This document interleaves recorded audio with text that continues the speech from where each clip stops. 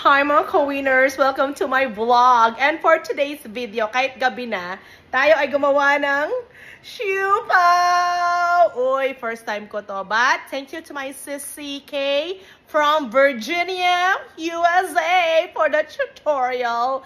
Ayan, if-flex na natin ang ating siupaw!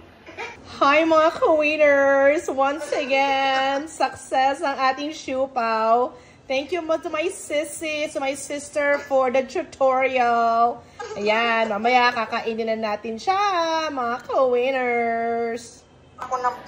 Hi mga ka-winners. So, tapos na ang ating mga siopaw. Okay? So, ito pa yung, actually nakagawa tayo ng 16 pieces sa isang batch.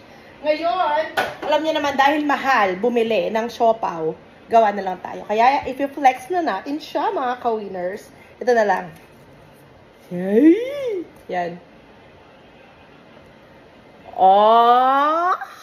Hindi tinipid ang ingredients! Oh my gosh, let's try.